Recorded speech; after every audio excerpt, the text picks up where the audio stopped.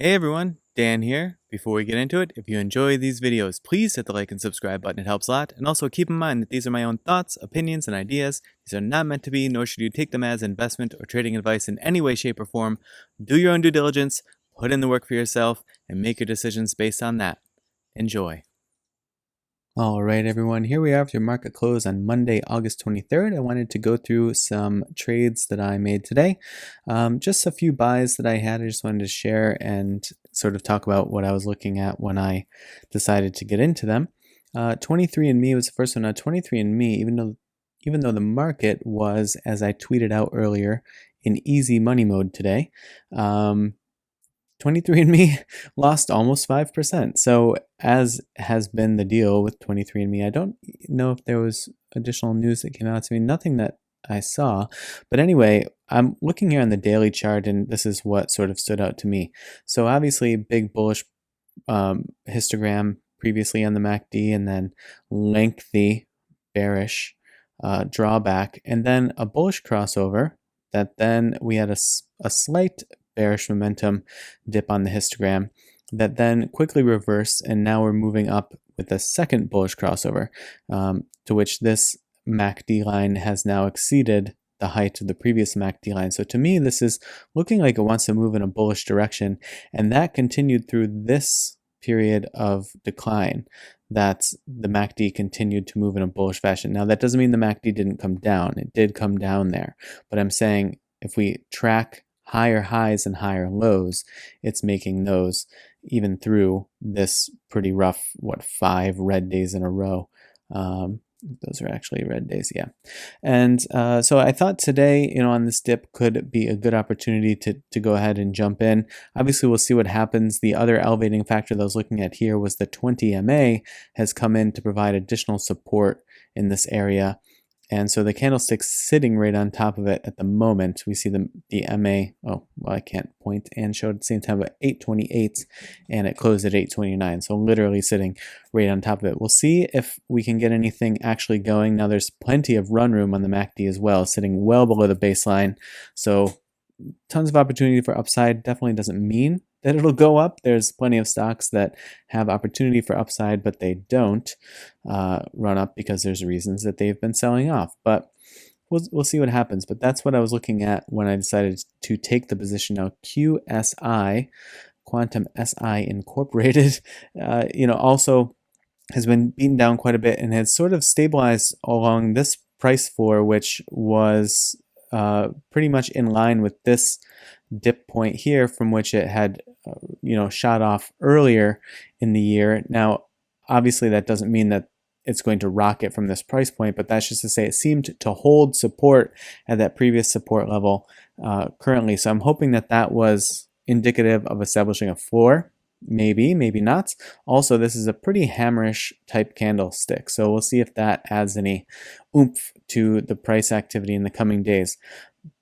Like just the very beginnings of a bullish crossover gave me some idea, and also the 20 MA is coming in quite heavy. Now this is sort of a take it and leave it kind of situation. It's obviously I'd like the price action to be over, so this is a bit of a riskier entry point, right? This could get pushed down further because this 20 MA could provide more immediate resistance, and that could push the price down a little bit and sort of squash this attempt at a bullish crossover. But we'll have to see. But I was willing to take a bit of a risk on this one. But that's what I was looking at there. TSP was another one that I jumped in today. Too simple. And it's been putting together a string of nice green days. Bullish crossover, obviously, a few days ago. This one as well, we saw the bearish momentum really dying down through this time period as the stock price was trying to stabilize but was still running down quite a bit. So to me, that was sort of saying, okay, the bearish momentum is dying down even though the price activity isn't reflecting that yet. And now when we see the switch over to the bullish momentum picking up, I'm hoping that that's indicative of not only this bullish crossover but also of that bearish momentum dying down because of some bullish pressure coming in, and that we're going to see that play out in the price action now. Also establishing right around the 20 MA. So on that side of things, a bit of a risky trade entry point because I don't know if it's going to be able to hold support over that 20 MA or not. It's just sort of fighting with it at the moment. Like you can see right there, that 20 MA sitting at 35.40. And so, definitely sitting under where the price action is at the moment, but I'm waiting to get a full candlestick to just have a little space, have a little real estate between the 20 MA and the price action that'll make me feel a little bit, better about that trade. But we'll see what it brings in the coming days. To me, it was worth the risk at this point. And mass struggling a bit with the 50 MA, hitting some resistance there, which you would expect, but well over the 20 MA at this point, so it should have additional support there if it needs it. And mass, even though it had been drawing down through this period here, the MACD really started to pick up and continue in a bullish pattern from the MACD line. And so I'm hoping that that's indicative of the price action coming down here while the MACD moving up, and now the price action is going to come through and start to catch up with that momentum that the MACD was picking up. So we'll have to see if that plays through, but this has MA support and MACD support. We'll see if it can sort of, the next big thing to me would be if that 20 MA can have a bullish crossover above that 50 MA. That would add a nice additional push. And then pins, which I've been watching for quite a while, decided to jump in today. Also a riskier play, but we see this bearish momentum has been dying down for quite a while, and it's built a big base here, which makes me think that we could be in line for a pretty decent upswing. I don't know, of course, but also it was establishing along this 53.85 support zone that I had charted in the blue, and so that gave me additional sort of good vibes that it could be holding that support zone. I don't know yet. It could certainly fall back through. It'll also encounter some resistance with this 20 swooping in so quickly. If and when it starts to interact with that, it's first going to be interacting with it as resistance. So we'll see if that pushes it down and sort of makes it retest that 53.85 zone or not. But you see a bullish crossover looking like it's going to play out in the near future. So that's why that's obviously a pretty risky move, because you see it happen here too. But the big difference to me was this was coming down off of a big upswing and it was just sitting toward the baseline. So to me, being that this is now so far below the baseline, I'm more willing to take a chance on a MACD bullish crossover here.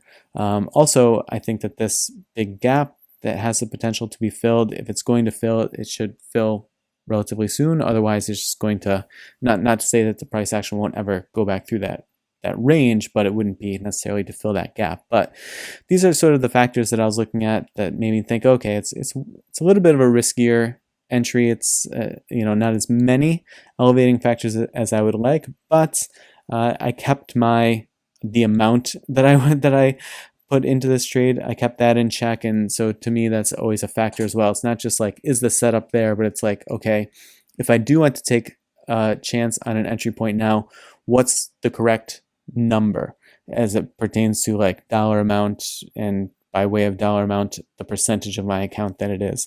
Obviously, the more, I don't want to say foolproof because no setup is foolproof, but the more elevating factors that there are, the more willing I might be to take a larger position. So this one is sort of like a moderate position at the moment, because it did feel like a little bit of a riskier trade. And, hoping that there's not a catastrophic drop like this coming anytime in the near future. If the trade setup just kind of fizzles, then I should be able to get out of it with minimal loss. For example, if I have a stop loss below this 51.95 zone, that puts me at risk for about maybe $3.50 per share. So nothing incredibly catastrophic there. Well, at least that's always the hope, right? But those are the positions that I got into today, and that's what I was looking at on the daily chart, because these are meant to be longer term swing trade positions. So I look for these to play out over the course of weeks, and essentially once I get plus 5% on the trade, I typically set a trailing stop loss of 2% so that I can lock in a profit as it goes. If I have, for another reason, like an indication of an upper price target, I'll also set a limit sell at that price target. And if I have multiple shares of the stocks, then I might keep some of them. So for instance, if I set a 2% trailing stop and I have 10 shares of something, I might say, hey, just sell 6 of these or 7 of these, and I'll keep the other ones and sort of make a plan for those depending on what the price action is doing at that time. So that's my plan at the moment. And if these turn against me, then I'll go in and set some stop losses, but I at least let them settle for the trading day, because again, this is on the daily chart, so I'm not going to go in and abruptly change anything unless, I guess if the market was crashing, then maybe I would go in and make some adjustments. But I like to let them just breathe for the day that I take them on, and then I'll go in tomorrow, see how they're doing, and either decide if there's like nothing to set at the moment, or if I should put in that trailing stop loss because they're up a significant amount, or if it's going against me, then I'll look for a reasonable stop loss underneath, previous area of support or what have you, and set those stop losses so that I don't put too much of the account at risk from any one particular loss. All right, well, I hope your trading week got off to a good start today, and if these are interesting types of videos, please let me know in the comments. I don't know if they are. I'm just something I thought of. Oh, I should pop in and just put some trades that I entered into today in case it's interesting. I'll sort of talk about what I looked for in the chart to indicate to take a position. But if not, that's okay too. I've put out plenty of videos in the past that aren't necessarily super interesting, and so we just sort of find our way as we go. But anyway, like I was saying, I hope your trading week got off to a good start, and I will see you in the next video.